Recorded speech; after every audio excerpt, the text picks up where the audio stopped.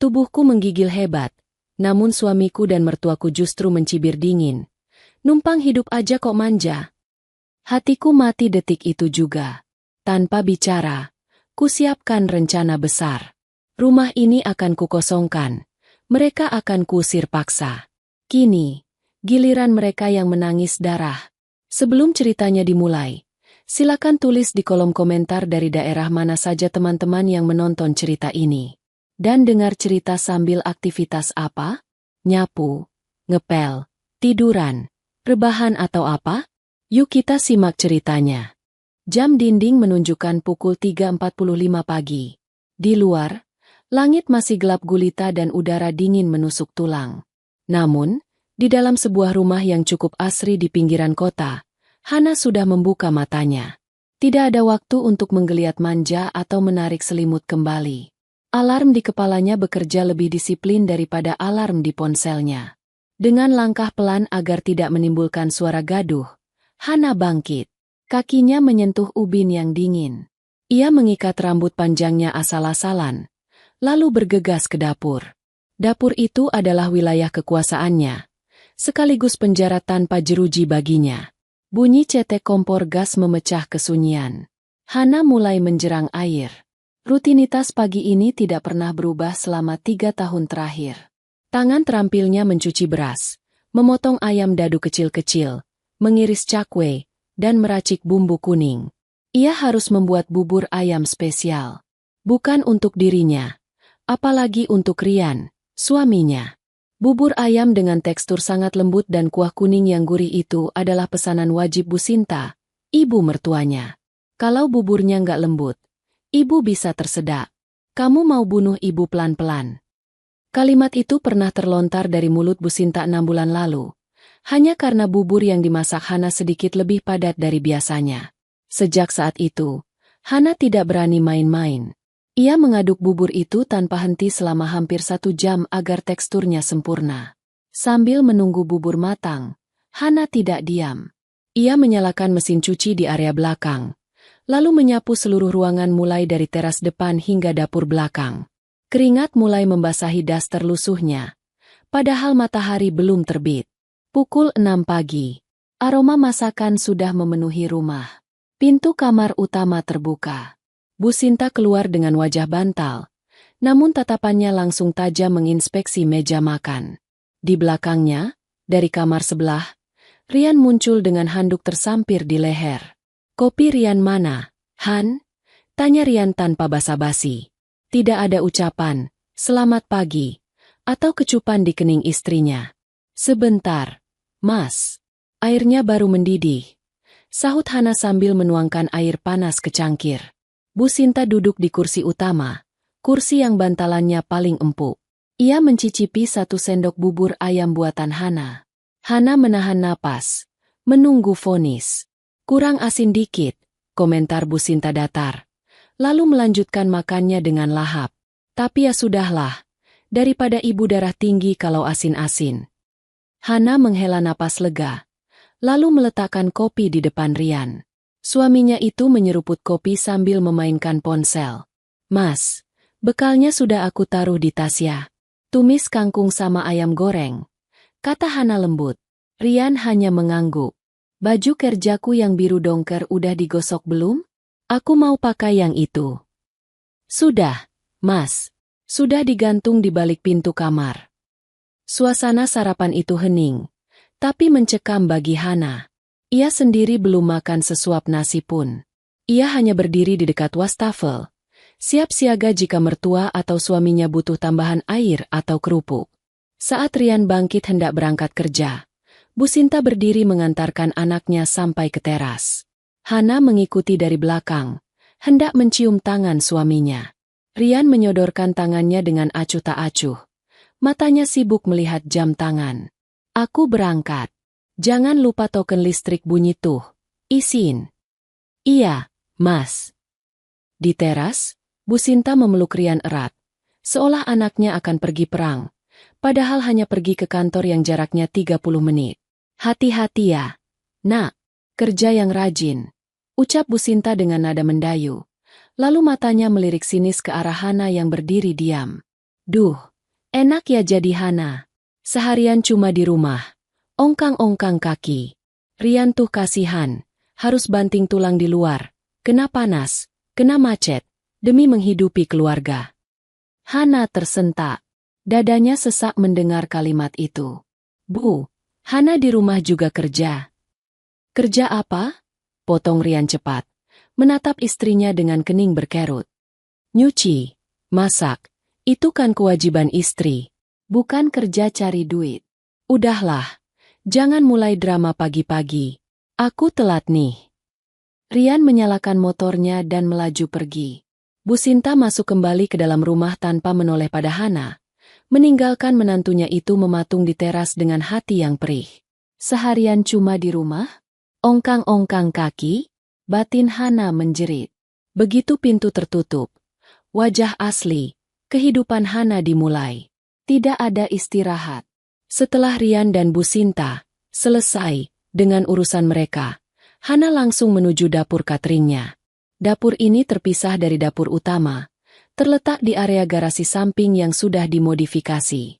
Hari ini ada pesanan 50 kotak nasi ayam bakar untuk rapat kantor kecamatan. Hana mengerjakannya sendirian, tanpa asisten. Pukul 8 pagi, ia sudah berkutat dengan 10 kilogram ayam. Ia mencuci, membumbui, dan mengungkep ayam-ayam itu. Asap dari bumbu rempah membuat matanya pedih. Tapi ia tidak peduli.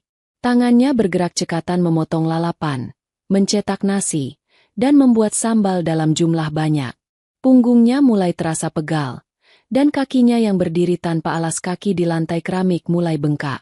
Varises samar mulai terlihat di betisnya karena terlalu sering berdiri berjam-jam.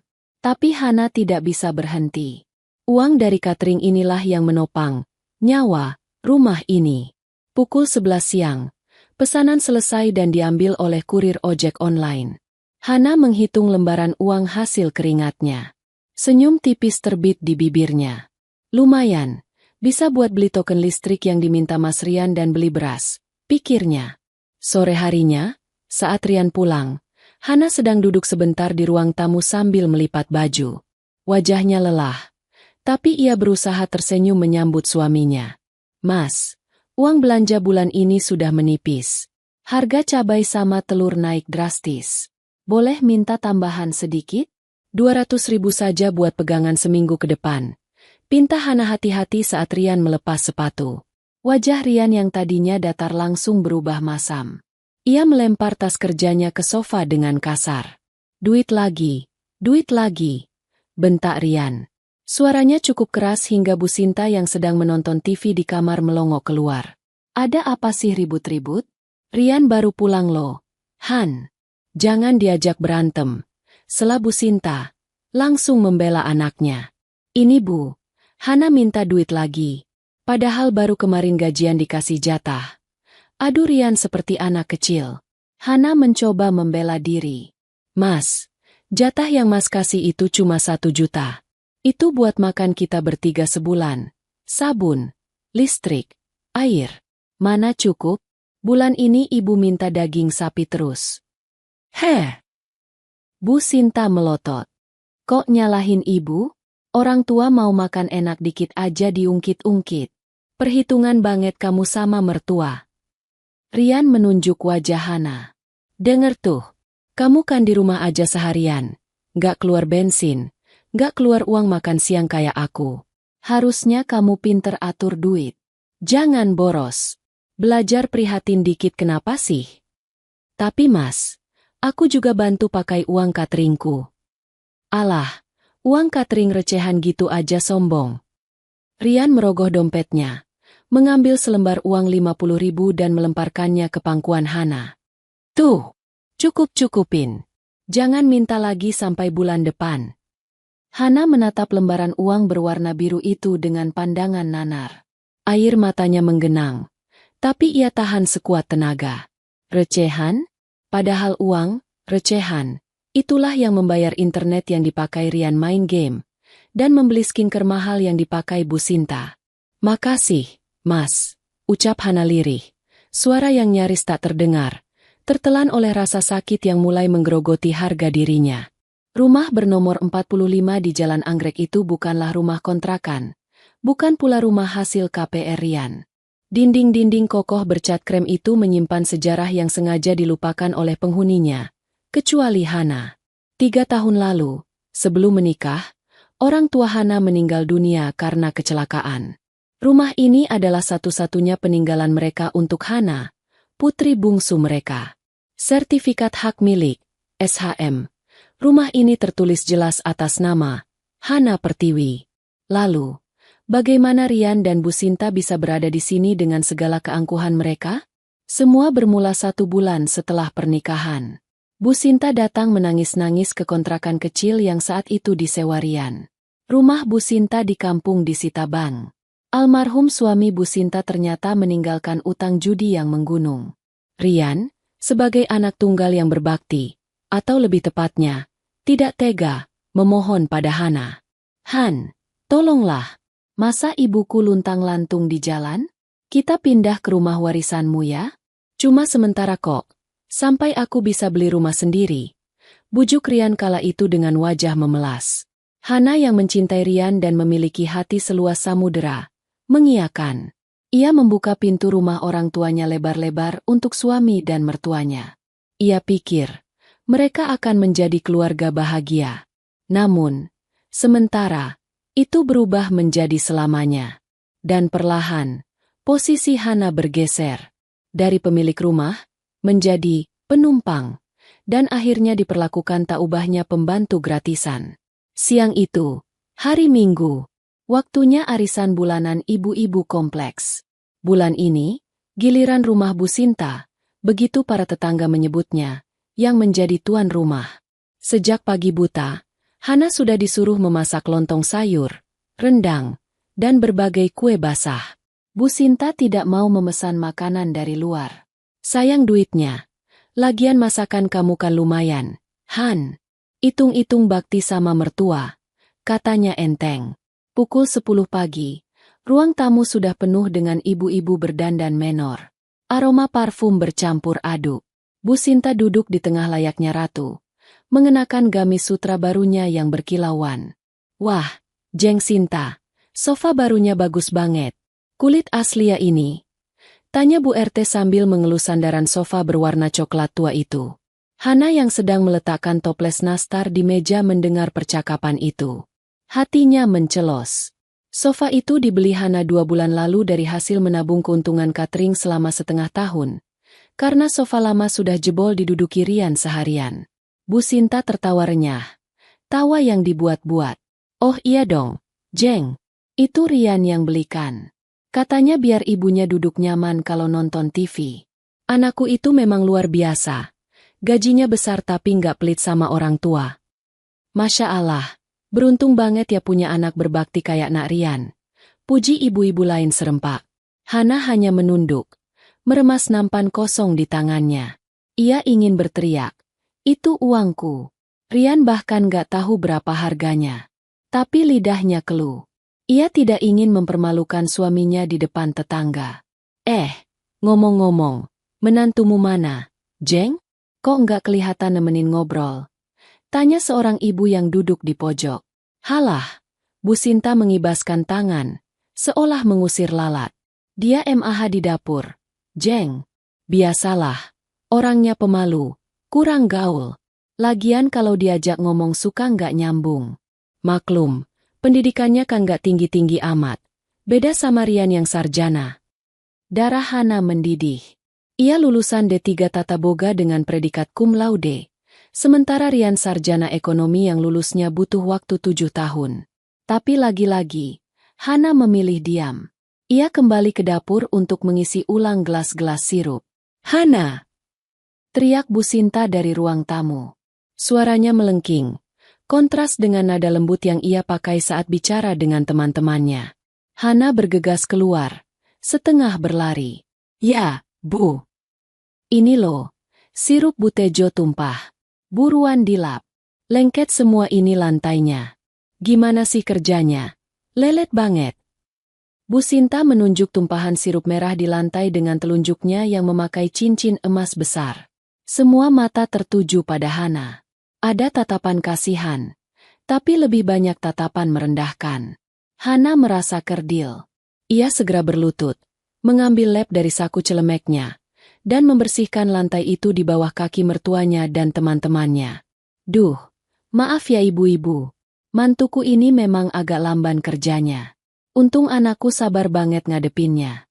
Kalau laki-laki lain mungkin udah dicerain kali. Celetuk Bu Sinta sambil terkekeh. Seolah itu adalah lelucon yang lucu. Beberapa ibu ikut tertawa canggung. Ya namanya juga orang kan beda-beda, Jeng Sinta. Sahut Bu RT mencoba menengahi, tapi tidak cukup kuat untuk membela Hana. Hana menggosok lantai itu sekuat tenaga. Bukan karena noda sirup yang membandel, tapi untuk menyalurkan amarah yang tertahan di dada. Matanya panas. Ia merasa seperti Cinderella di rumah ibu tirinya. Bedanya, ini adalah rumahnya sendiri. Rumah tempat ia dibesarkan dengan penuh kasih sayang oleh ayah dan ibunya. Kini menjadi panggung di mana ia dipermalukan setiap hari. Saat ia bangkit berdiri hendak membawa lap kotor ke belakang, ia berpapasan dengan Rian yang baru keluar kamar, masih memakai kaos oblong dan celana pendek. Rian melihat situasi itu. Istrinya membawa lap kotor. Ibunya sedang tertawa-tawa menghina istrinya. Apa yang dilakukan Rian? Dia tidak membela Hana. Dia justru berjalan menuju toples keripik, mengambil segenggam, lalu berkata pada Hana dengan suara yang cukup keras. Han, nanti kalau udah selesai ngepel, bikinin aku es teh manis ya. Bawa ke kamar. Lalu Rian masuk kembali ke kamarnya, menutup pintu, meninggalkan Hana sendirian di tengah arena sirkus di mana ia menjadi badutnya. Di dapur, Hana bersandar pada tembok dingin. Napasnya memburu. Ia menatap pantulan dirinya di kaca jendela yang buram. Wajahnya kusam, matanya sembab, tangannya kasar. Ini rumahku, bisik Hana pada dirinya sendiri. Suaranya bergetar. Kenapa aku yang seperti tamu tak diundang di sini? Air mata akhirnya tumpah. Bukan air mata cengeng, tapi air mata yang perlahan memupuk sebuah keputusan. Kesabaran Hana bukan tanpa batas. Dan hari ini, batas itu semakin tipis, setipis kulit bawang yang siap dikupas. Fondasi kesabarannya mulai retak, menunggu satu hantaman lagi untuk runtuh dan menghancurkan segalanya. Dan hantaman itu, tak lama lagi akan datang. Tubuh manusia punya batas, begitu juga Hana. 3 hari berturut-turut ia memaksakan diri menerima pesanan catering prasmanan untuk acara pernikahan tetangga beda blok. Sendirian. Ia belanja ke pasar jam 2 pagi, memasak 200 porsi rendang, ayam goreng, dan sup bakso hingga tengah malam. Kenapa ia senekat itu? Karena 3 hari lalu, Rian merengek. Han, motorku harus turun mesin nih. Kalau nggak dibenerin, aku nggak bisa kerja. Butuh 1,5 juta. Kamu ada pegangan kan? Hana memberikan semua tabungannya. Dan untuk menutup modal belanja catering selanjutnya, ia harus bekerja 2 kali lebih keras. Malam itu, hujan turun deras sekali, seolah langit ikut menangis melihat nasib Hana. Tubuh Hana ambruk. Ia terbaring di sofa ruang tengah, bukan di kasur empuk di kamar utama. Kamar itu sudah dikuasai Rian yang tidak mau terganggu suara batuk Hana. Kamu tidur luar aja dulu, entar aku ketularan. Besok aku ada meeting penting. Begitu kata Rian tega. Tubuh Hana menggigil hebat. Giginya bergemelatu. Suhu tubuhnya mencapai 39,5 derajat Celcius. Kepalanya serasa dipalu godam setiap kali ia membuka mata.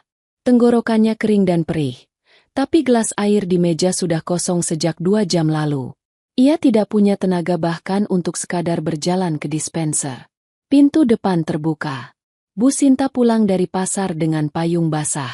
Ia masuk dengan wajah masam, menjinjing kantong plastik berisi sayuran. Matanya langsung tertuju pada tumpukan setrikaan di pojok ruangan yang belum tersentuh, dan cucian piring yang menumpuk di wastafel dapur, terlihat dari ruang tengah. Astaga! Seru Bu Sinta, membanting kantong belanjaan ke meja. Ia berjalan mendekati Hana yang sedang meringkuk di balik selimut tipis. Bukannya meletakkan punggung tangan di dahi menantunya untuk mengecek suhu, Bu Sinta malah menyenggol kaki Hana dengan ujung kakinya. Tidak keras, tapi cukup untuk menyentak kesadaran Hana. "Heh, bangun!" Suara Bu Sinta melengking. "Mentang-mentang sakit dikit. Manja banget sih kamu. Itu baju Rian belum digosok. Dia besok mau pakai kemeja putih." Hana membuka matanya yang berat, memandang mertuanya dengan pandangan kabur. "Bu, Hana." Hana nggak kuat. Dingin banget. Suaranya parau, nyaris seperti cicitan tikus. "Halah, alasan. Orang cuma demam biasa aja kok. Dulu ibu waktu hamil Rian, demam-demam juga tetap nyuci di sungai. Kamu ini generasi lembek. Numpang hidup kok malesnya minta ampun." Cibir Bu Sinta tanpa belas kasihan. Ia lalu melenggang ke dapur, membuat teh manis hangat. Hana menatap punggung mertuanya dengan penuh harap, mengira teh itu untuknya. Namun, Bu Sinta membawa cangkir itu ke kamarnya sendiri sambil bergumam. "Hujan-hujan gini emang paling enak ngeteh." Air mata Hana menetes di bantal sofa yang apek. 1 jam kemudian, suara motor Rian terdengar. Hana mencoba bangkit, setidaknya untuk duduk, tapi kepalanya berputar hebat hingga ia kembali terhempas. Rian masuk dengan wajah lelah. Ia melihat ibunya sedang duduk cemberut di meja makan yang kosong, tanpa tudung saji, tanpa makanan. "Loh, Bu? Kok belum makan?" "Hana mana?" tanya Rian. "Tuh." Bu Sinta menunjuk Hana di sofa dengan dagunya. "Istrimu lagi akting sekarat. Ibu lapar dari tadi nggak dimasakin. Ibu mau masak sendiri tapi gas habis. Dia nggak bilang." Rian langsung naik pitam. Ia lapar, lelah, dan mendengar ibunya kelaparan membuat emosinya meledak. Ia menghampiri Hana, menarik selimut yang menutupi tubuh istrinya dengan kasar. "Hana!" bentak Rian. Hana tersentak kaget. Jantungnya berdegup kencang. "Mas, kamu tuh istri macam apa sih?" Rian tidak bertanya, "Kamu sakit apa?" Dia langsung menghardik. "Ibu lapar nggak dimasakin. Gas habis nggak diganti. Kerjaanmu kan cuma duduk di rumah. Ngapain aja sampai capek begitu?" "Hah? Mas, badan aku panas, tolong beliin obat." Pinta Hana memelas. Tangannya mencoba meraih tangan suaminya. Rian menepis tangan panas itu. "Ah, lebay. Paling cuma masuk angin gara-gara kamu sering begadang nonton drakor kan? Udah, bangun. Masakin mie atau apa kek buat ibu. Jangan manja. Aku capek cari duit. Pulang ke rumah malah nambah beban pikiran." Kalimat itu menembus jantung Hana lebih tajam daripada pisau dapur manapun. Nambah beban pikiran? Hana memalingkan wajahnya ke sandaran sofa. Ia memejamkan mata, membiarkan air matanya mengalir deras. Di titik itulah, sesuatu di dalam dirinya patah. Rasa cinta, rasa hormat, rasa ingin berbakti, semuanya hancur berkeping-keping. "Baik, Mas," bisik Hana dalam hati. "Kalau aku cuma beban, aku akan pastikan beban ini hilang dari pundakmu. Selamanya." Tuhan sepertinya masih sayang pada Hana. Atau mungkin, doa-doa orang tua Hana di surga sedang bekerja. Pukul 19 malam, sebuah ketukan terdengar di pintu. Rian yang sedang asyik menonton acara komedi di TV sambil makan martabak telur, yang dibelinya di jalan pulang tanpa membelikan untuk Hana, berteriak malas. "Buka pintunya, Bu. Hana lagi mogok kerja tuh." Bu Sinta dengan enggan bangkit dan membuka pintu. Di sana berdiri sosok pria tinggi tegap dengan jaket kulit coklat. Wajahnya tegas, mirip sekali dengan Hana. Itu Bayu, kakak kandung Hana satu-satunya yang tinggal di luar kota dan jarang berkunjung karena sibuk dinas. "Loh, Mas Bayu." Bu Sinta kaget. Senyum palsunya langsung merekah. "Tumben mampir. Nak, mari masuk, mari." Bayu tersenyum tipis, tapi matanya langsung menyapu ruangan. "Iya, Bu. Kebetulan lagi ada kiriman barang ke daerah sini. Sekalian mampir mau kasih oleh-oleh buat Hana." Bayu melangkah masuk. Senyumnya lenyap seketika saat melihat pemandangan di ruang tengah. Adiknya, Hana, tergeletak di sofa dengan wajah pucat pasi seperti mayat, bibir pecah-pecah, dan tubuh menggigil. Di meja dekat sofa, tidak ada air minum, Tidak ada obat. Sementara di meja makan yang berjarak hanya 3 meter, Rian sedang tertawa menonton TV dengan mulut penuh martabak. "Hana?" panggil Bayu. Suaranya bergetar menahan amarah. Ia bergegas berlutut di samping adiknya. Ia menempelkan tangan besarnya ke dahi Hana. Panasnya menyengat. "Ya Allah, panas banget ini. Han, Dek." Hana membuka matanya. Saat melihat wajah kakaknya, pertahanannya runtuh. Ia tidak bersuara, tapi air matanya mengalir deras. Bibirnya gemetar, berusaha mengucapkan sesuatu tanpa suara. Bayu menoleh tajam ke arah Rian dan Bu Sinta. Tatapannya membunuh. "Rian, istrimu sakit parah begini. Kamu malah enak-enakan makan martabak? Kalian gak punya hati." Rian tersedak martabaknya. Ia buru-buru minum dan berdiri. Wajahnya pias. Bu Sinta ikut gugup. Anu Mas Bayu. Hana itu cuma masuk angin biasa. Tadi udah disuruh bangun makan gak mau." Kilah Bu Sinta cepat. "Masuk angin matamu," bentak Bayu, membuat seisi ruangan hening. Rian menciut. Bayu adalah mantan atlet bela diri, dan emosinya bukan sesuatu yang ingin dilawan Rian. "Kalian biarkan dia tidur di sofa? Tanpa selimut tebal? Tanpa obat?" Bayu berdiri, menunjuk Rian. "Kamu suaminya atau bukan?" Aku baru pulang kerja, Mas." "Cepek." Rian mencoba membela diri dengan alasan klasik. Bayu mendengus jijik. Ia kembali menunduk ke arah Hana. Hana menarik ujung jaket kakaknya lemah. Bayu mendekatkan telinganya. "Aku udah nggak kuat. Mas, bantu aku." Bisik Hana serak, penuh keputusasaan. "Bawa aku pergi." Dada Bayu sesak mendengar permohonan itu. Ia mengangguk tegas. Tanpa banyak bicara lagi, Bayu menyelipkan tangannya ke bawah punggung dan lutut Hana, lalu mengangkat tubuh adiknya yang terasa sangat ringan itu. "Aku bawa Hana sekarang. Kita ke dokter, lalu dia istirahat di rumahku," kata Bayu dingin pada Rian dan Bu Sinta. Rian tampak tidak keberatan, malah terlihat lega karena tidak perlu mengurus orang sakit. "Ya udah sana, Mas. Paling besok juga sembuh. Tapi jangan lama-lama ya. Baju kerjaku habis soalnya.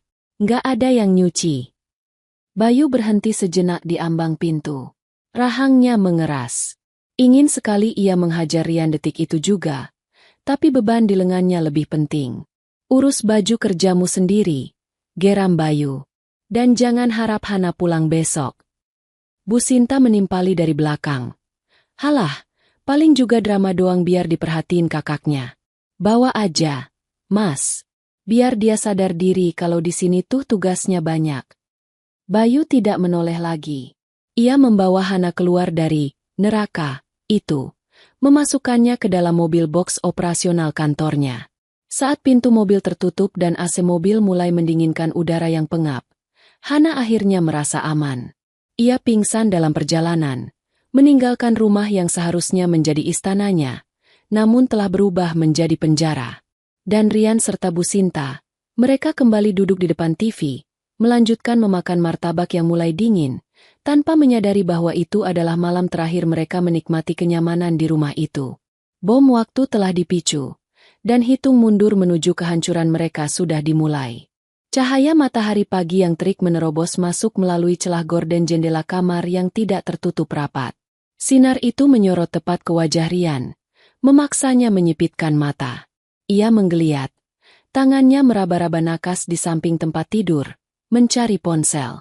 Pukul 7.15 pagi. Mata Rian membelalak seketika. Tubuhnya tersentak bangun seolah tersengat listrik. "Sialan! Telat!" Umpatnya keras. Biasanya, pukul 5.30, suara lembut Hana sudah terdengar membangunkannya, disusul dengan aroma kopi yang menggelitik hidung dan handuk hangat yang sudah tersedia. Namun pagi ini, rumah itu hening. Hening yang mencekam. Tidak ada suara denting sendok beradu dengan piring, tidak ada suara air gemericik dari kamar mandi, dan yang paling parah, tidak ada aroma masakan. Rian melompat dari kasur. Kakinya tersandung tumpukan celana kotor yang ia lempar sembarangan semalam. Ia berlari keluar kamar, berharap menemukan Hana sudah pulang dan sedang sibuk di dapur. Harapannya sederhana. Hana sudah sembuh, sudah pulang subuh-subuh, dan kembali menjadi pelayan setianya. Namun, pemandangan di ruang tengah menghancurkan harapannya. Sofa tempat Hana terbaring sakit semalam kosong, hanya menyisakan bantal apek yang posisinya miring. Meja tamu masih berantakan dengan kotak martabak yang terbuka, kini dikerubungi semut hitam. Remah-remah kulit martabak berserakan di lantai. Sisa makan Rian yang tidak dibersihkan. Gelas bekas minum Bu Sinta juga masih di sana, menyisakan noda lingkaran air di meja kayu. "Ibu! Bu!" teriak Rian panik. Ia menggedor pintu kamar ibunya. Dari dalam, terdengar suara erangan malas. Pintu terbuka perlahan. Bu Sinta muncul dengan rambut acak-acakan dan wajah bengkak bangun tidur. "Kenapa sih teriak-teriak pagi buta? Kepala ibu pusing nih," keluh Bu Sinta sambil memijat pelipisnya. "Pagi buta apanya? Ini jam 7:04, Bu.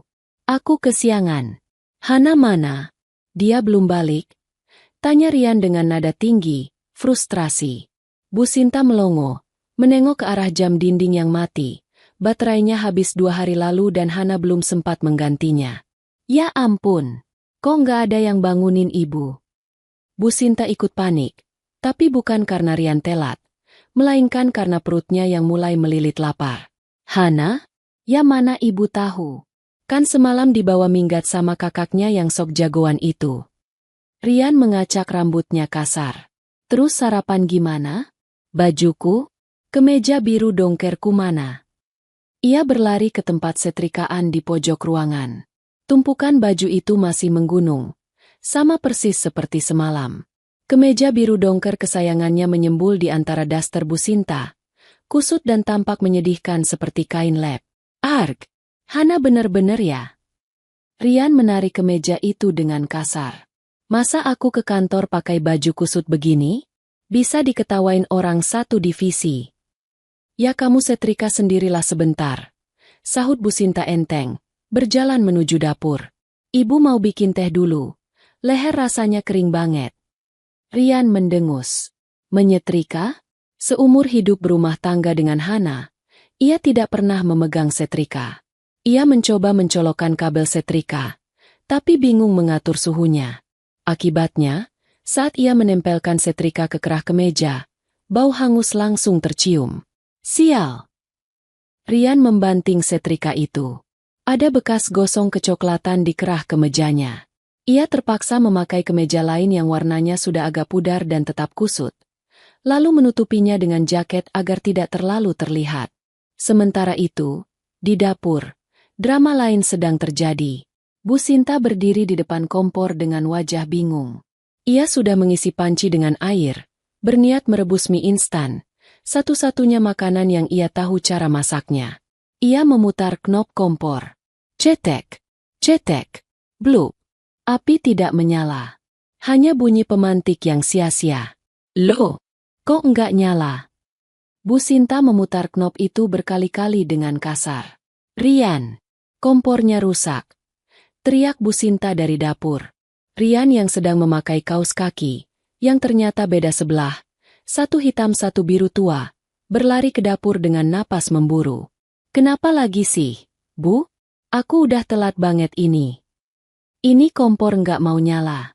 Hana tuh emang nggak becus ngerawat barang. Kompor aja rusak dibiarin," tuduh Bu Sinta tanpa dasar. Rian mengecek tabung gas di bawah kolong dapur. Ia mengguncangnya. Ringen. Kosong melompong. "Gasnya habis, Bu. Bukan rusak," kata Rian ketus. "Ya udah pasang yang baru. Itu ada stoknya kan di pojok." Tunjuk Bu Sinta pada tabung gas cadangan. Rian terdiam. Ia menatap tabung gas hijau itu dengan tatapan asing. Selama ini, Hana yang selalu memasang gas. Hana yang mengangkat tabung berat itu, memutar regulatornya, dan memastikan tidak ada kebocoran.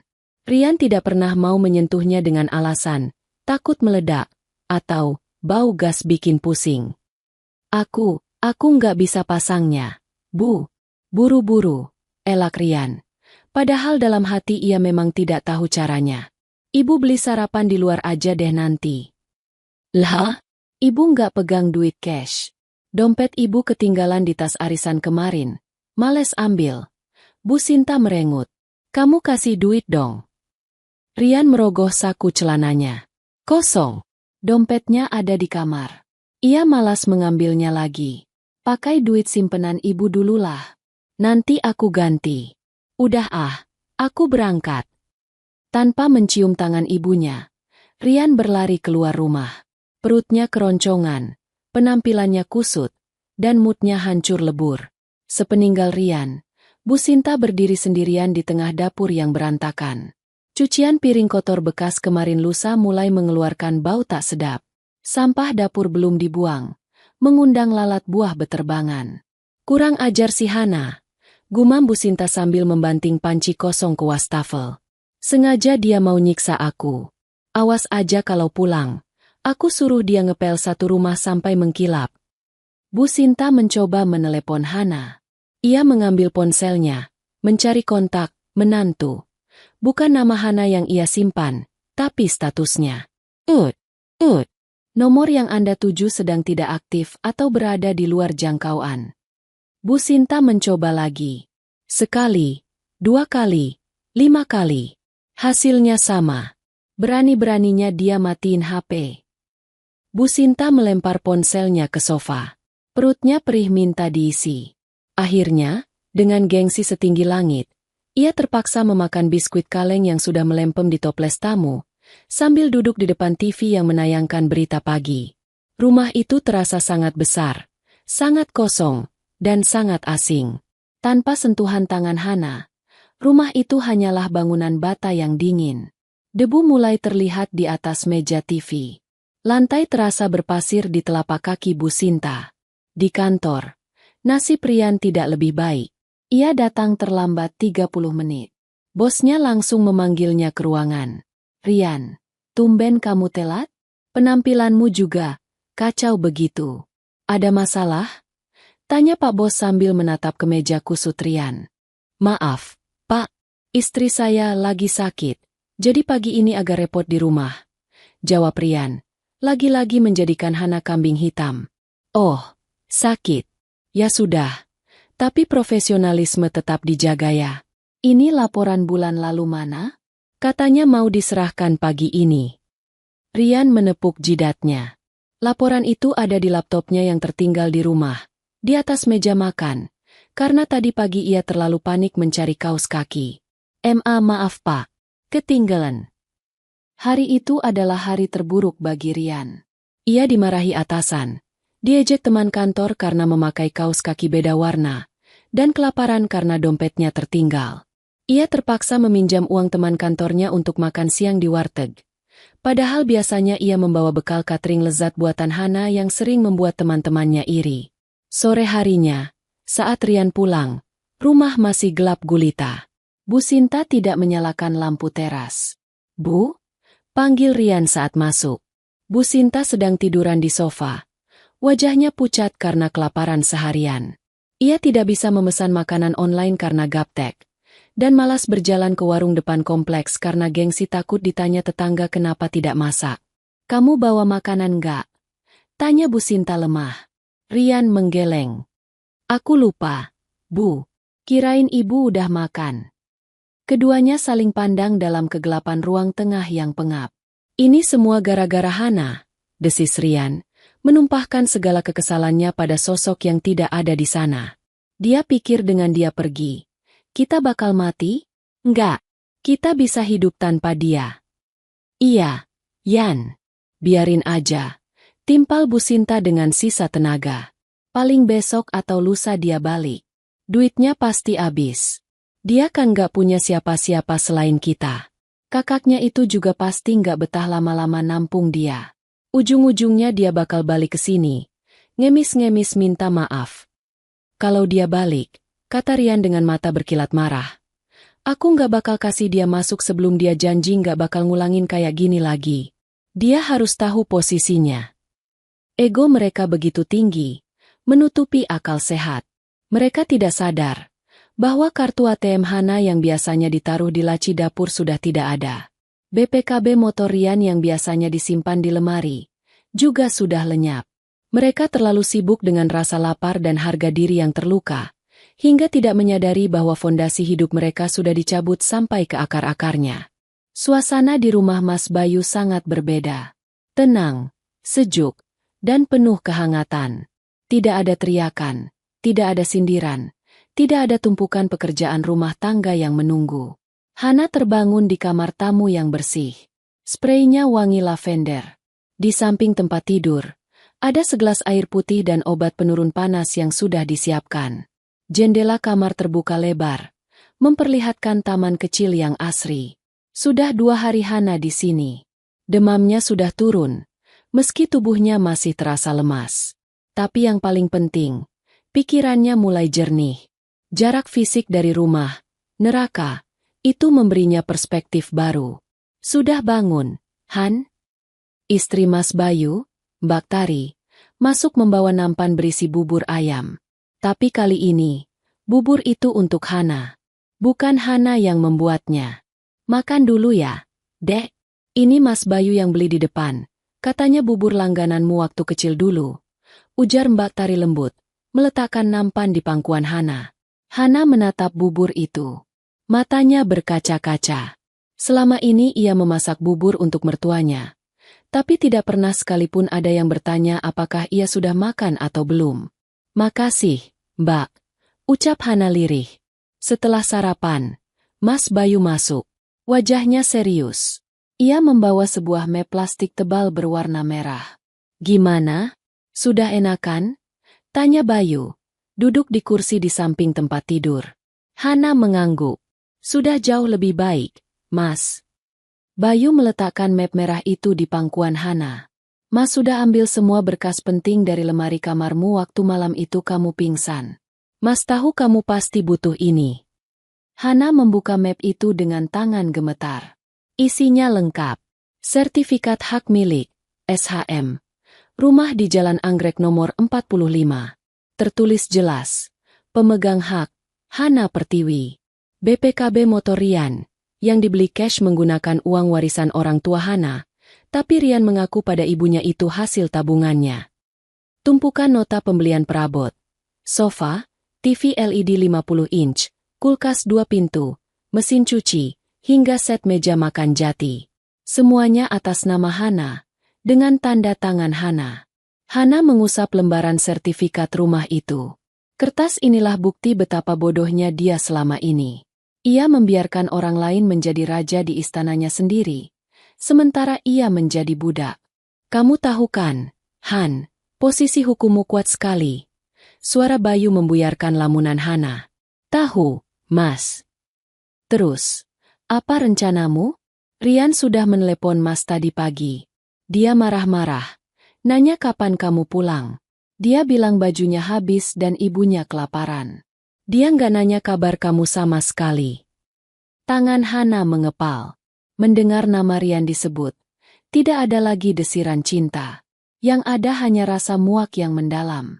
Bayangan Bu Sinta yang menendang kakinya saat sakit, dan Rian yang lebih memilih martabak daripada nyawa istrinya, berputar ulang di kepalanya seperti kaset rusak. Aku nggak mau balik, Mas, kata Hana tegas. Tatapannya yang dulu sayu kini menajam. Aku mau cerai. Bayu tersenyum lega. Bagus. Itu yang Mas tunggu. Tapi rumah itu gimana? Kamu mau jual? Atau mau kamu kasih ke mereka sebagai harta gono gini? Hana tertawa sinis. Tawa yang belum pernah ia keluarkan sebelumnya. Gono gini? Apa yang mau dibagi? Rian gak pernah keluar duit sepeser pun untuk rumah itu. Gajinya habis buat gaya hidup ibunya dan cicilan mobil LCGC yang dia banggakan itu. Rumah itu warisan ayah ibu. Itu hakku. Jadi, pancing Bayu. Aku mau mereka keluar. Tanpa membawa apa-apa selain baju yang menempel di badan mereka dan barang-barang rongsokan mereka yang dulu dibawa waktu numpang pertama kali. Ucap Hana dingin. Sore harinya, Bayu mendatangkan seorang pengacara, Pak Lukman, teman lama ayahnya. Di ruang tamu rumah Bayu, gelar perkara kecil-kecilan dilakukan. Pak Lukman memeriksa dokumen-dokumen itu dengan teliti. Ini kasus yang sangat mudah, Nah Hana, kata Pak Lukman sambil membetulkan letak kacamatanya. Rumah ini harta bawaan. Diperoleh sebelum pernikahan. Dalam hukum Islam maupun hukum negara, harta bawaan tidak masuk harta gonogini. Jadi Rian tidak punya hak 1% pun atas rumah itu. Apalagi sertifikatnya murni atas nama kamu. Bagaimana dengan perabot, Pak? Tanya Hana. Ada buktinya. Hana menyodorkan tumpukan nota. Semua saya simpan rapi. Kebiasaan dari almarhumah ibu, setiap beli barang di atas 500.000 harus simpan nota. Pak Lukman tertawa. Sempurna. Kalau begitu, semua barang ini adalah milikmu. Mereka tidak bisa mengklaim. Saya mau mereka pergi, Pak. Secepatnya, kata Hana. Kita bisa layangkan somasi pengosongan rumah. Tapi biasanya prosesnya lama kalau mereka bebal, ujar Pak Lukman. Bayu menyela. Kita nggak butuh proses lama, Pak. Kita pakai cara pindah rumah. Hana pemilik rumah. Dia berhak merenovasi atau mengosongkan rumahnya kapan saja, kan? Hana menatap kakaknya. Mengerti arah pembicaraan ini. Hari Rabu. Gumam Hana tiba-tiba. Kenapa hari Rabu? Tanya Mbak Tari yang ikut mendengarkan. Setiap hari Rabu, Rian pasti meeting mingguan sampai sore. Dan Bu Sinta, dia jadwalnya arisan di kompleks sebelah dari jam 10 pagi sampai jam 4 sore. Dia nggak akan pulang makan siang karena dapat jatah makan di sana. Jelas Hana detail. Ia hafal betul jadwal para majikannya. Itu. Rumah akan kosong dari jam 10 sampai jam 4. 6 jam. Hitung Bayu. Cukup waktu untuk mengangkut semuanya. Kita buat rumah itu kosong melompong. Seperti rumah hantu. Tambah Hana. Ada kepuasan tersendiri saat membayangkannya. Aku mau ambil semuanya. Kasur tempat mereka tidur. Sofa tempat mereka nonton TV sambil hina aku. Kulkas tempat mereka ambil minuman dingin semuanya. Itu dibeli pakai uang cateringku. Uang keringatku yang dibilang recehan sama Rian. Oke. Bayu menepuk meja pelan. Operasi hari Rabu. Mas akan siapkan 2 truk besar dan 5 orang kuli angkut. Kita pastikan bersih tanpa sisa. Dan satu lagi, Mas. Potong Hana. Tolong hubungi PLN dan PDAM. Aku mau ajukan pemutusan sementara atau setidaknya matikan aliran dari pusat dengan alasan renovasi total. Biar kalaupun mereka nekat bertahan tidur di lantai, mereka bakal tidur dalam gelap dan gak bisa mandi. Pak Lukman menggeleng-gelengkan kepala. Takjub dengan transformasi Hana. Dari istri yang teraniaya menjadi wanita yang menyusun strategi perang dengan dingin. Baik, saya akan siapkan surat gugatan cerai dan surat somasi. Nanti ditempel di pintu setelah rumah kosong, kata Pak Lukman. Malam itu, Hana tidur dengan nyenyak. Tidak ada lagi ketakutan. Tidak ada lagi rasa bersalah. Rencana sudah matang. Rabu besok akan menjadi hari eksekusi. Hari di mana sang Ibu Pri melepas sayapnya dan berubah menjadi Ibu Ratu yang mengambil kembali mahkotanya. Di sisi lain kota, di rumah yang akan segera menjadi target operasi, Rian dan Bu Sinta tidur dengan perut keroncongan, bermimpi bahwa besok Hana akan pulang sambil menangis dan mencium kaki mereka. Betapa salahnya mereka. Badai bukan sedang berlalu. Badai justru sedang bergerak mendekat dengan kecepatan penuh. Siap menyapu bersih keangkuhan mereka hingga tak bersisa. Hari Rabu yang dinanti akhirnya tiba. Langit Jakarta tampak cerah. Seolah merestui rencana besar yang sudah disusun rapi oleh Hana dan Mas Bayu.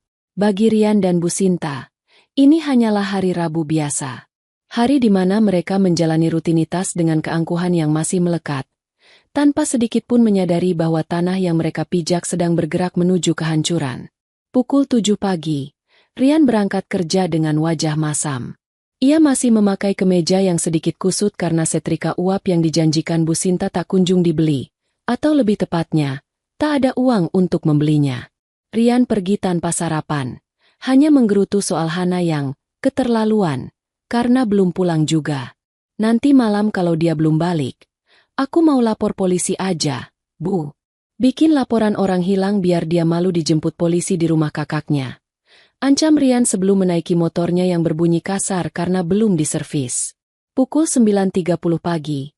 Giliran Bu Sinta yang bersiap. Ia mematut diri di cermin besar di kamar utamanya. Cermin rias jati yang dibeli Hana setahun lalu. Bu Sinta memakai bedak tebal untuk menutupi kerut wajahnya, memulas lipstik merah menyala, dan menyemprotkan parfum yang tinggal setengah botol, milik Hana yang ia ambil diam-diam. Hari ini arisan di kompleks sebelah. Momen baginya untuk pamer dan makan enak gratisan. Rumah dikunci nggak ya? Gumam Bu Sinta saat keluar pagar. Ia menengok ke dalam. Ah, kuncilah. Siapa tahu si Hana balik. Biar dia nunggu di luar kepanasan sampai aku pulang.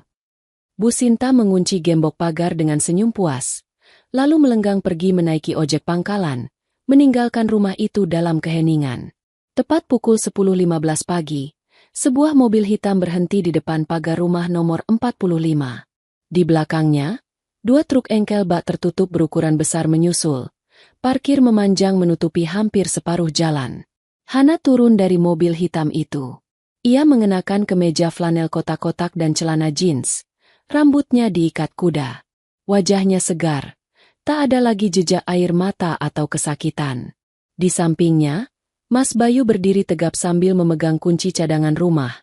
Kunci asli yang memang dipegang Hana sebagai pemilik. Siap, Dek? Tanya Bayu sambil menepuk bahu adiknya. Hana menatap rumah itu. Dulu, setiap melihat pagar hitam itu, dadanya selalu sesak membayangkan pekerjaan rumah yang menumpuk dan sindiran mertua. Tapi hari ini, ia melihatnya sebagai medan perang yang akan segera ia menangkan. Siap, Mas. Ayo kita bersihkan parasit-parasit itu. Jawab Hana mantap. Bayu memberi kode pada 5 orang pria berbadan kekar yang turun dari truk. Mereka adalah tim pindahan profesional yang sudah dibayar lunas. Pak, sesuai instruksi ya. Angkut semua barang yang ada stiker merahnya. Yang gak ada stiker, biarin aja atau masukkan ke kardus sampah. Perintah Bayu. Hana membuka gembok pagar dengan santai. Klik. Pagar terbuka. Pintu utama rumah dibuka lebar-lebar. Udara pengap dari dalam rumah langsung menyambut mereka. Bau apek tercium samar. Bukti bahwa rumah ini tidak dirawat dengan baik selama 5 hari Hana pergi. Operasi dimulai. Hana masuk ke dalam, melangkah pasti. Ia tidak membuang waktu. Dengan gulungan stiker merah di tangan, ia mulai menempelkan tanda, Sita, itu ke setiap barang yang ia beli dengan keringatnya. Target pertama, ruang tengah. Hana menempelkan stiker di TV LED 50 inch yang terpajang megah di dinding. TV ini adalah saksi bisu Rian tertawa terbahak-bahak menonton acara komedi sementara Hana mengepel lantai di bawah kakinya. Angkut. Perintah Hana. 2 orang kuli langsung mencopot TV itu dari braketnya dengan cekatan. Selanjutnya, sofa L-bed kulit sintetis berwarna coklat tua. Sofa ini tempat Bu Sinta sering tiduran sambil menelepon teman-temannya, membicarakan kejelekan Hana. Sofa ini dibeli Hana dengan uang bonus catering lebaran 2 tahun lalu. Ini juga. Bawa. Kata Hana dingin. Ruangan itu perlahan mulai botak. Karpet bulu, meja kopi kaca, hingga hiasan dinding kaligrafi tembaga yang mahal, semuanya berpindah ke bak truk. Gemas suara langkah kaki mulai terdengar memantul di tembok-tembok yang kini telanjang. Hana bergerak ke dapur. Ini adalah wilayah paling emosional. Ia menyentuh kulkas 2 pintu side-by-side miliknya. Di dalamnya masih ada botol sirup sisa arisan dan makanan basi. Kuras isinya, buang ke plastik sampah. Lalu angkut kulkasnya. Instruksi Hana pada salah satu kru. Kompor tanam Modena, microwave, mixer besar, oven listrik, hingga rak piring stainless steel. Semua diangkut. Hana tidak menyisakan satupun sendok garpu yang ia beli. Ia hanya menyisakan beberapa piring melamin retak dan gelas promosi sabun colek yang dulu dibawa Bu Sinta saat pindahan. Mbak, ini meja makannya berat banget. Kayu jati asli ya? Tanya seorang kuli sambil menyeka keringat saat mengangkat meja makan 6 kursi. Iya, Pak. Itu saya beli nyicil 6 bulan. Tolong hati-hati ya. Jangan sampai lecet. Itu terlalu bagus buat ditinggal di sini. Jawab Hana. Kini giliran kamar utama. Kamar yang dikuasai Rian dan Bu Sinta. Karena Bu Sinta sering tidur di kamar Rian kalau Rian lembur. Atau sekadar ingin tidur di kasur empuk. Hana membuka pintu kamar itu. Baunya khas Rian. Bau rokok dan parfum murah. Di atas kasur king cole ukuran 180x200 itu. Sprei berantakan. Angkut kasurnya. Dipannya. Lemari pakaian 4 pintu itu. Dan meja riasnya. Perintah Hana tanpa ragu. Bajunya gimana, Mbak? Tanya kru pindahan melihat isi lemari yang penuh pakaian Rian dan Bu Sinta. Hana tersenyum tipis. Ia menunjuk tumpukan kardus bekas mie instan yang ia bawa. Masukkan semua baju mereka ke situ. Asal masuk aja. Nggak usah dilipat. Campur aja baju Rian sama baju ibunya. Biar mereka pusing nyarinya. Para kru bekerja cepat. Baju-baju kerja Rian yang ia banggakan. Gamis-gamis mentereng Bu Sinta. Semuanya dilempar masuk ke dalam kardus-kardus coklat kusam itu. Tidak ada perlakuan istimewa. Kardus-kardus itu kemudian ditumpuk asal-asalan di sudut ruangan yang kini kosong melompong. Sebagai gantinya, Hana meminta kru mengambil barang dari gudang belakang. Sebuah kasur busa tipis berwarna biru yang sudah kempes dan ada noda ompol lama. Kasur milik Bu Sinta dari rumah lamanya. Taruh kasur busa ini di tengah ruangan, kata Hana. Pemandangan itu sungguh ironis. Kamar yang tadinya mewah bak hotel bintang 3, kini kembali ke setelan pabrik. Sebuah ruangan kosong dengan satu kasur busa tipis yang menyedihkan dan tumpukan kardus mie instan. Jam menunjukkan pukul 13 siang. Truk pertama sudah penuh. Truk kedua mulai diisi. Tetangga sebelah, Bu RT, sempat melongo keluar karena mendengar keributan. Ia mendekat ke pagar. Loh, Mbak Hana? Kok pindahan? Mau kemana? Tanya Bu RT bingung. Hana berjalan ke pagar, tersenyum ramah. Senyum paling tulus yang pernah ia berikan pada tetangga itu.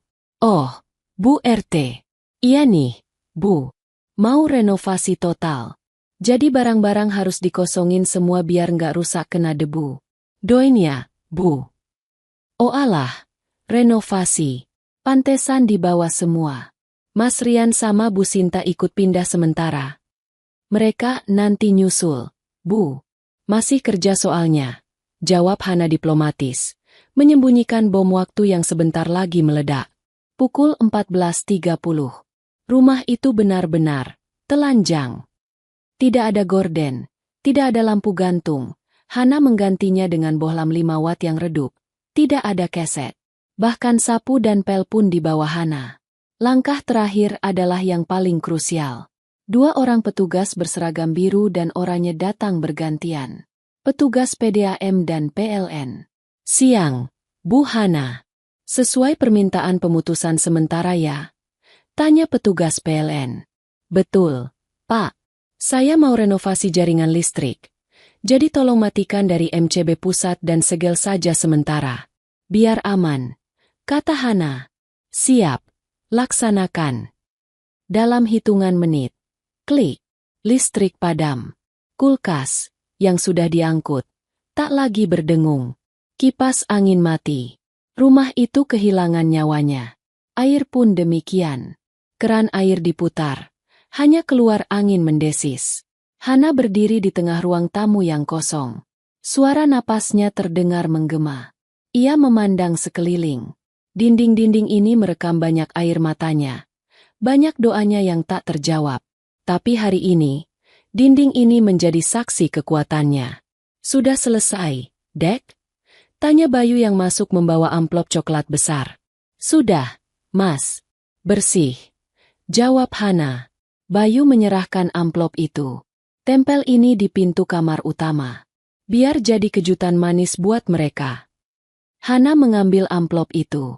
Isinya adalah surat gugatan cerai yang sudah didaftarkan pagi tadi, dan sebuah surat somasi pengosongan rumah dari pengacara. Ia menempelkannya tepat di pintu kamar utama yang terkunci rapat. Kunci kamarnya sudah di bawah Hana. Mereka keluar dari rumah itu. Hana menutup pintu utama, menguncinya, lalu merusak lubang kuncinya sedikit dengan memasukkan patahan kayu kecil, sehingga kunci duplikat Rian tidak akan bisa masuk dengan mudah. Tapi pintu gerbang dibiarkan tidak digembok. Hanya dislot saja, seolah mengundang tamu untuk masuk ke dalam perangkap. Pukul 15 sore. Iring-iringan truk dan mobil Hana meninggalkan lokasi. Rumah nomor 45 itu berdiri bisu, gelap, dan kosong. Menunggu penghuninya pulang untuk memberikan pelajaran hidup yang tak akan pernah mereka lupakan. Matahari mulai condong ke barat, memancarkan sinar oranye yang hangat. Namun kehangatan itu tidak akan bertahan lama di rumah nomor 45. Pukul 16.30 sore. Sebuah taksi berhenti di depan pagar. Bu Sinta turun dengan wajah berseri-seri. Tangannya menjinjing 2 kantong plastik putih berisi rantang sisa makanan arisan, gulai kambing dan sate ayam. Ia sengaja meminta lebih pada tuan rumah dengan alasan, buat anak lanang di rumah. Perutnya kenyang, hatinya senang karena tadi sempat memenangkan kocokan arisan panci, meski pancinya belum diterima. Bu Sinta mendorong pagar.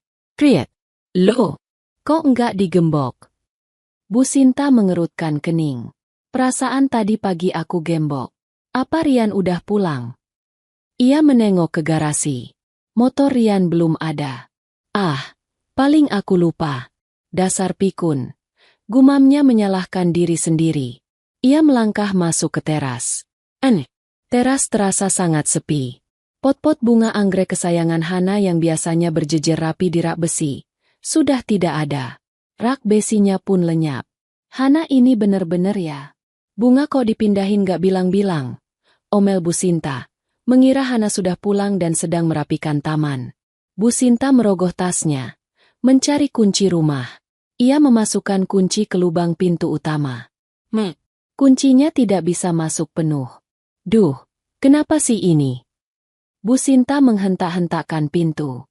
Ternyata pintu itu tidak terkunci rapat, hanya tertutup. Saat ia mendorongnya sedikit keras, brak, pintu terbuka lebar. "Assalamualaikum." "Hana, kamu ngerusak pintu ya?" teriak Bu Sinta sambil melangkah masuk.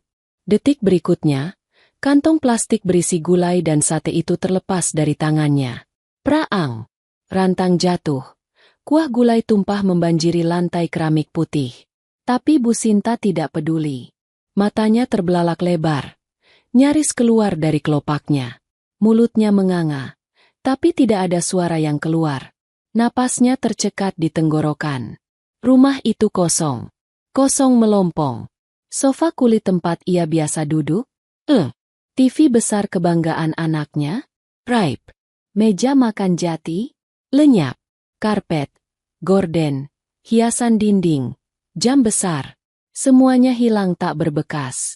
Rumah itu seperti baru saja dirampok oleh sindikat profesional yang bahkan mengambil debu-debunya. Maling. Suara Bu Sinta bergetar. Ia berlari masuk lebih dalam.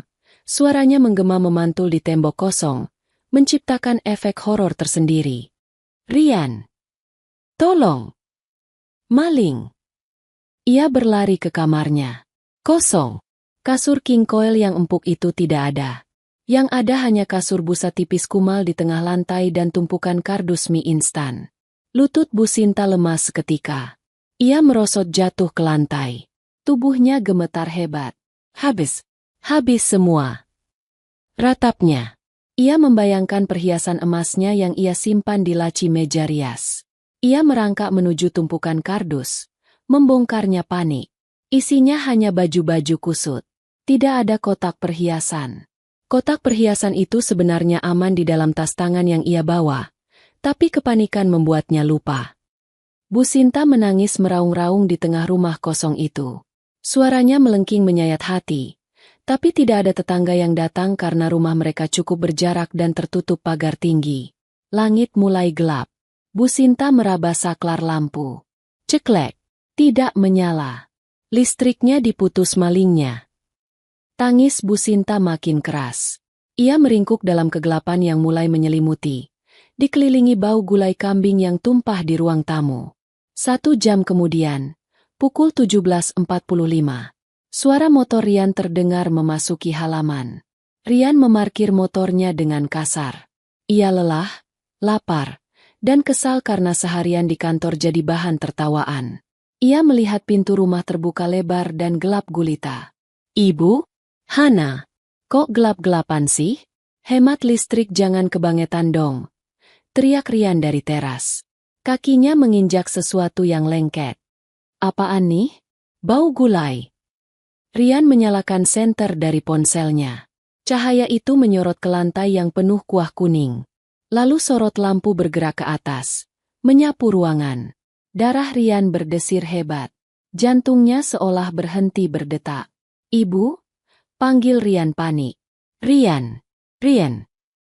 Terdengar suara rintihan dari arah kamar. Rian berlari ke kamar. Ia menemukan ibunya sedang duduk memeluk lutut di atas kasur busa tipis. Menangis sesenggukan seperti orang gila. "Bu, ada apa? Mana barang-barang kita? Kita kemalingan." Rian mengguncang bahu ibunya. "Habis, Yan. Habis semua. Rumah kita dirampok." Isak Bu Sinta. Sofa, TV, kasur semuanya diambil. Rian mengepalkan tangan. Amarah meledak di kepalanya. "Kurang ajar. Maling nekat banget. Pasti ini pas ibu pergi arisan. Aku lapor polisi sekarang."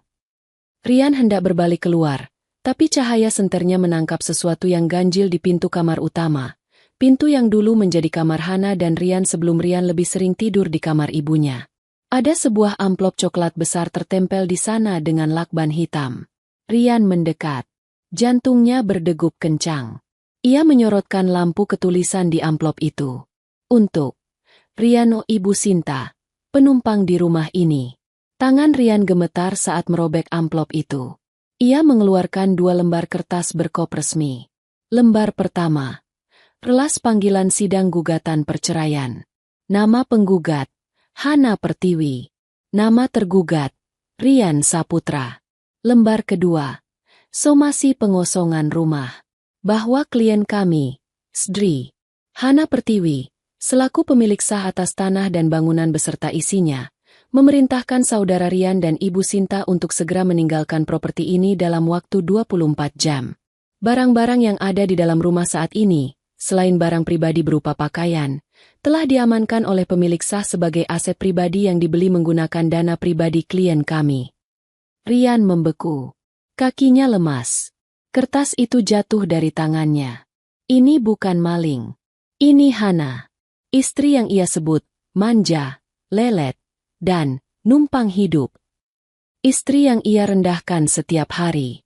Wanita itu baru saja melakukan serangan balik yang mematikan.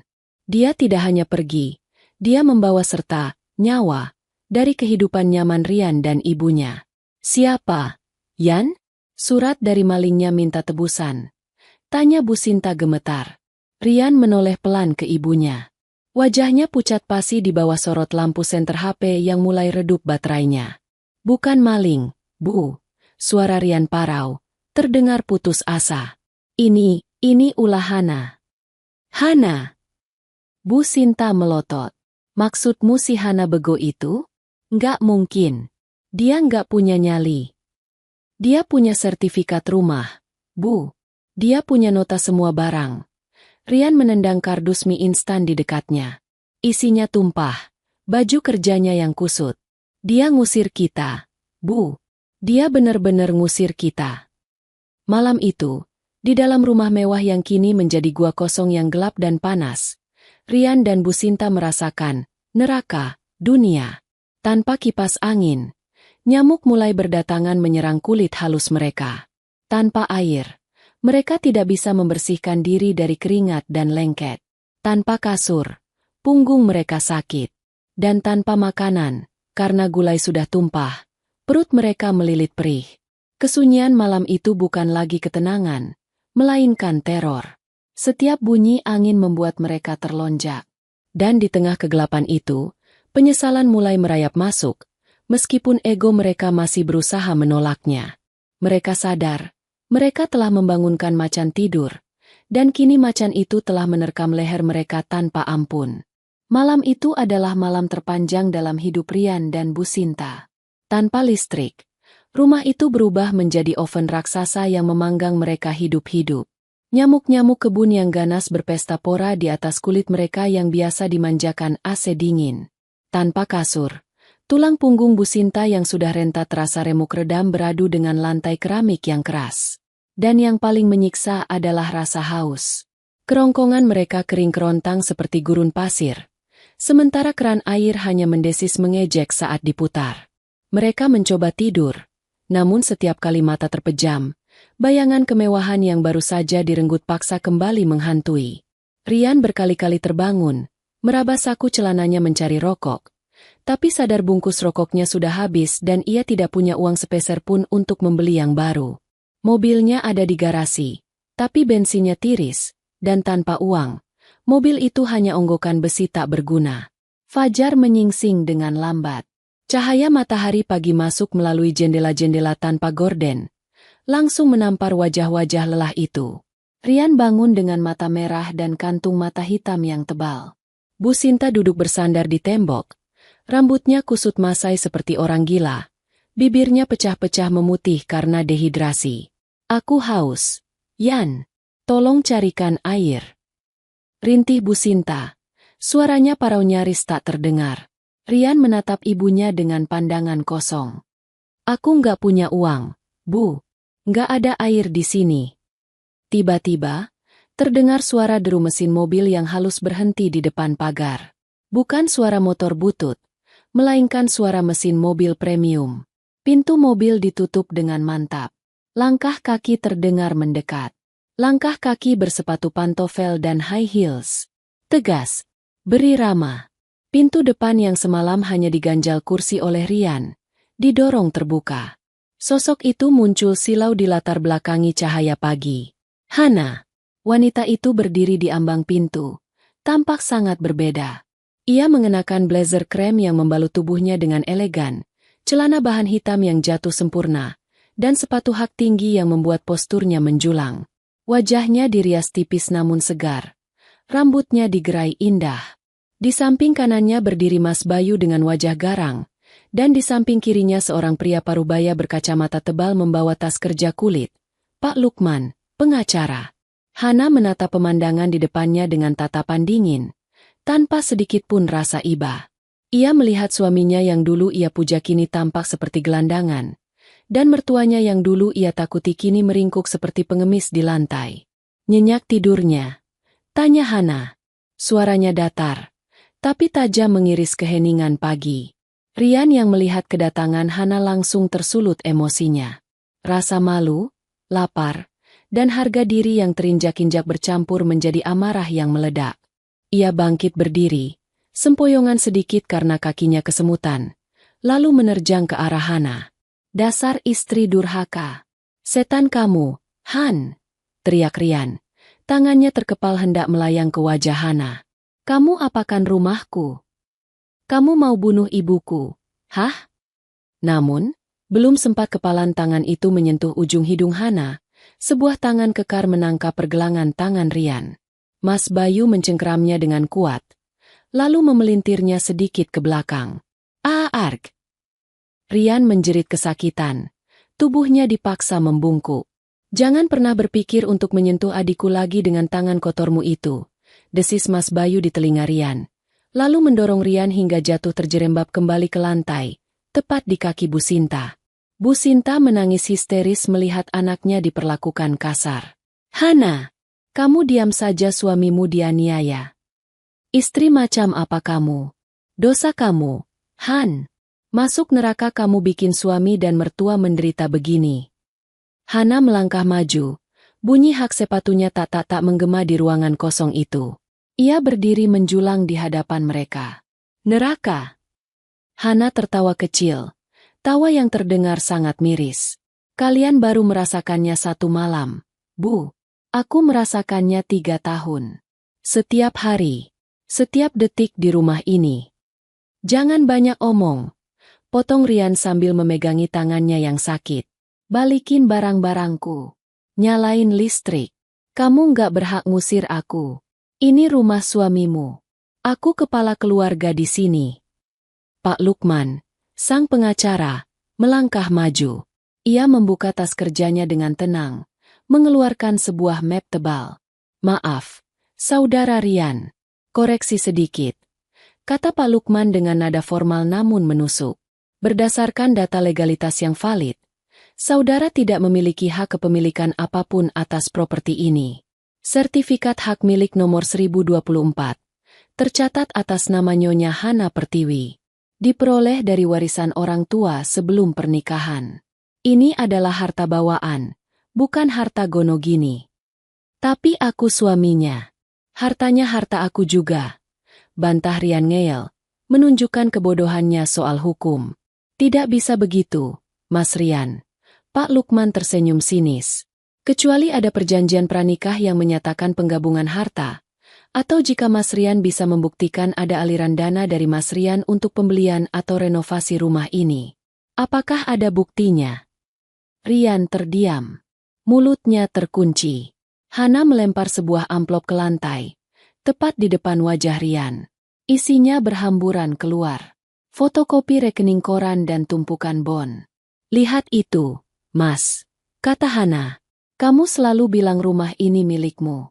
Kamu selalu bilang ke teman-temanmu, ke ibumu, bahwa kamu yang menanggung hidupku. Bahwa aku cuma numpang hidup. Sekarang buka matamu lebar-lebar." Rian dengan tangan gemetar memungut kertas-kertas itu. "Gajimu bulan lalu, 6 juta rupiah." Hana mulai merinci dengan suara lantang, layaknya jaksa penuntut umum di pengadilan. "Cicilan mobil, gaya-gayaan. Kamu itu 3,5 juta. Sisa 2,5 juta. Ibumu minta jatah bulanan 1,5 juta buat arisan dan skincare. Sisa 1 juta. Uang bensin dan makan siangmu di kantor 1,5 juta. Minus 500 ribu. Hana menunjuk dadanya sendiri. "Siapa yang nutup minus itu? Siapa yang bayar listrik 1 juta per bulan karena AC menyala 24 jam di kamar ibu? Siapa yang beli beras? Daging sapi premium permintaan ibu? Siapa yang beli kuota internet buat kamu main game?" Hana mengambil napas panjang, menahan getaran di suaranya. "Itu uang cateringku, Mas. Uang yang kamu bilang recehan. Uang dari kakiku yang bengkak berdiri seharian di dapur sementara kamu tidur siang."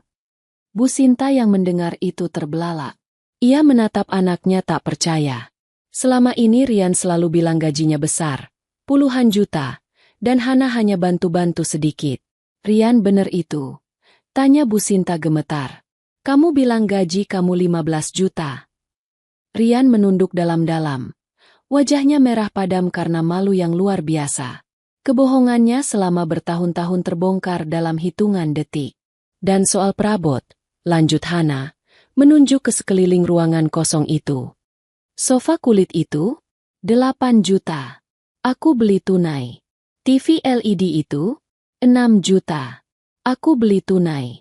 Kulkas? Mesin cuci? Bahkan panci yang ibu pakai buat masak air kemarin. Itu semua aku yang beli. Ada notanya lengkap atas namaku." Hana berjongkok, mensejajarkan wajahnya dengan Rian yang masih menunduk. "Jadi, Mas, siapa sebenarnya yang numpang hidup di sini? Siapa yang benalu? Siapa yang manja?" Pertanyaan itu menohok ulu hati Rian. Harga dirinya sebagai laki-laki hancur lebur menjadi debu. Ia tidak bisa menjawab. Fakta-fakta itu terlalu telanjang, terlalu menyakitkan, dan tidak bisa dibantah. "Kamu penipu, Rian," bisik Hana. "Kamu tipu ibumu soal gajimu, dan kamu peras istrimu buat nutupin gengsimu. Kalian berdua sama saja. Merasa jadi raja dan ratu di istana yang bukan milik kalian." Bu Sinta tiba-tiba menangis meraung. "Tapi ibu mertuamu, Han, ibu orang tua. Masa kamu tega ngitung-ngitung duit sama orang tua? Durhaka kamu. Durhaka." Hana berdiri tegak lagi. Matanya berkilat marah.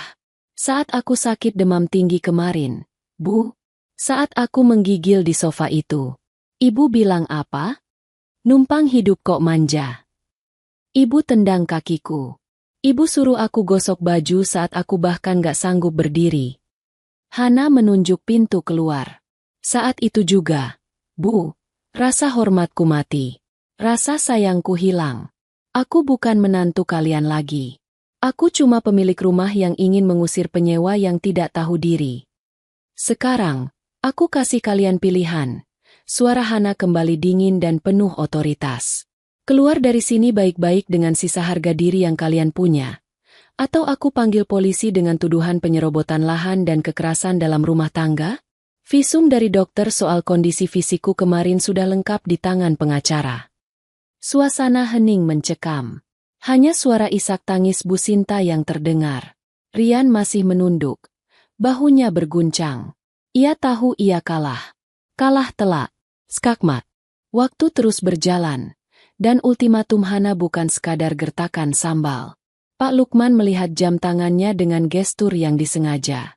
Saudara Rian, Ibu Sinta, waktu kalian untuk berkemas tinggal 30 menit. Truk sampah akan datang sebentar lagi untuk mengangkut sisa kardus jika kalian tidak membawanya. Ujar Pak Lukman tegas. Kata-kata itu seolah menjadi palu hakim yang mengetuk vonis akhir. Rian mengangkat wajahnya. Tidak ada lagi arogansi di sana. Yang ada hanya wajah seorang pria yang sadar bahwa ia baru saja kehilangan hal terbaik dalam hidupnya karena kebodohannya sendiri. Rian merangkak mendekati kaki Hana. Ia mencoba memegang ujung celana Hana. Han, maafin aku, Han. Suara Rian pecah. Air mata mulai mengalir di pipinya yang kotor. Aku hilaf. Aku salah. Jangan usir kami. Han, kami mau tinggal di mana? Aku nggak punya duit buat bayar kontrakan. Ibu sudah tua. Han, kasihan ibu. Hana mundur selangkah, menghindari sentuhan Rian seolah tangan suaminya itu najis. Kenapa baru sekarang mikir kasihan sama ibu, Mas? Tanya Hana tajam. Kenapa waktu gajimu habis buat gaya hidup? Kamu nggak mikir nabung buat rumah? Kenapa kamu biarkan ibumu menghina istrimu yang kasih dia makan? Aku janji bakal berubah. Han, aku bakal kerja lebih keras. Aku bakal suruh ibu berhenti ikut arisan. Tolong, Han, demi cinta kita dulu. Rian memohon. Mengiba seperti anak kecil. Bu Sinta yang melihat anaknya memohon-mohon akhirnya ikut luluh egonya. Rasa takut menjadi gelandangan mengalahkan rasa gengsinya. Ia ikut bersujud, mencium kaki Hana. Hana, mantuku sayang, maafin ibu. Nak, ibu salah. Ibu mulutnya emang jahat. Jangan usir ibu. Ibu janji bakal bantuin kamu masak. Ibu bakal nyuci sendiri. Asal jangan usir ibu. Tangis Bu Sinta memilukan. Pemandangan itu sungguh dramatis. Dua orang yang selama ini mendongakkan kepala setinggi langit, kini mencium debu di kaki wanita yang dulu mereka injak-injak. Hana menatap mereka dengan tatapan kosong. Hatinya yang dulu lembut, kini telah membatu. Ia mengingat rasa sakit saat ditendang, rasa perih saat dihina di depan teman-teman arisan. Rasa lelah yang tak dihargai. Luka itu terlalu dalam untuk disembuhkan hanya dengan kata, maaf, di saat terdesak. Hana menarik napas panjang, lalu menghembuskannya perlahan. Melepaskan beban 3 tahun yang menghimpit dadanya. Bangun. Perintah Hana datar. Rian dan Bu Sinta mengangkat wajah dengan secercah harapan. Mereka pikir hati Hana luluh. Bangun dan pergi. Lanjut Hana tegas. Sakit di badanku mungkin sudah sembuh, tapi sakit di hatiku sudah mati rasa. Tidak ada lagi tempat buat kalian di rumah ini. Tidak ada lagi tempat buat kalian di hidupku. Hana menoleh ke arah Mas Bayu. Mas, tolong bantu mereka angkat kardus bajunya ke depan pagar. Setelah itu kunci gerbang. Baik, Dek. Mas Bayu memberi kode pada 2 orang keamanan kompleks yang sudah ia panggil untuk berjaga-jaga. Ayo. Pak Rian, Bu Sinta, silakan keluar. Harapan di mata Rian padam seketika. Ia tahu ini benar-benar akhir. Dengan langkah gontai, Rian bangkit berdiri. Ia memapah ibunya yang masih menangis sesenggukan. Mereka berjalan keluar dari rumah mewah itu dengan terseok-seok. Tidak ada koper, tidak ada tas bagus. Mereka hanya membawa kardus-kardus bekas mie instan berisi pakaian kusut yang mereka dekap erat. Saat mereka melangkah keluar dari pintu utama, Hana berdiri di teras, menyaksikan punggung mereka menjauh. Matahari pagi menyinari wajah Hana, seolah memberikan restu atas kebebasannya. Rian sempat menoleh ke belakang sekali lagi saat sampai di pagar. Ia menatap Hana, menatap rumah yang dulu ia banggakan sebagai miliknya. Penyesalan itu datang bagai ombak besar yang menghantam karang, menghancurkan segalanya. Tapi semuanya sudah terlambat. Waktu tidak bisa diputar ulang. Pagar besi hitam itu ditutup oleh Mas Bayu. Blang! Suara besi beradu menjadi tanda berakhirnya sebuah babak kehidupan. Gembok besar dipasang. Kunci dipegang erat oleh Hana. Hana berbalik badan, menatap rumahnya yang kosong. Meskipun kosong perabot, rumah itu kini terasa penuh. Penuh dengan harapan, penuh dengan ketenangan, dan penuh dengan harga diri yang telah kembali utuh. Selesai, Mas, bisik Hana. Air mata menetes satu bulir di pipinya. Bukan air mata sedih, tapi air mata lega. Selesai, Dek. Kamu hebat. Mas Bayu merangkul adiknya.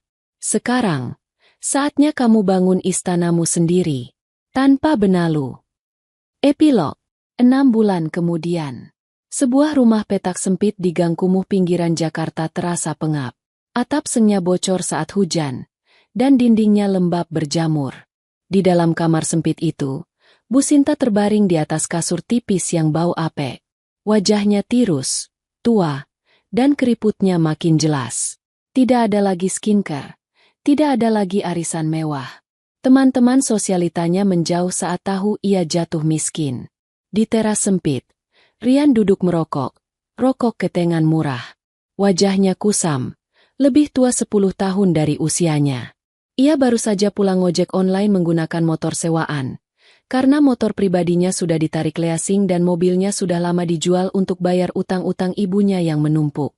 Yan, ibu lapar. Pengen bubur ayam. Rintih Bu Sinta dari dalam.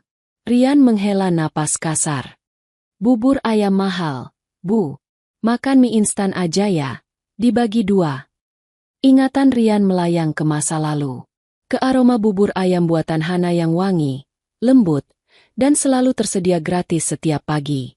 Ia merindukan omelan halus Hana, merindukan pijatan Hana, merindukan kenyamanan yang dulu ia sia-siakan. Bodoh. Aku benar-benar bodoh. Gumam Rian, memukul kepalanya sendiri.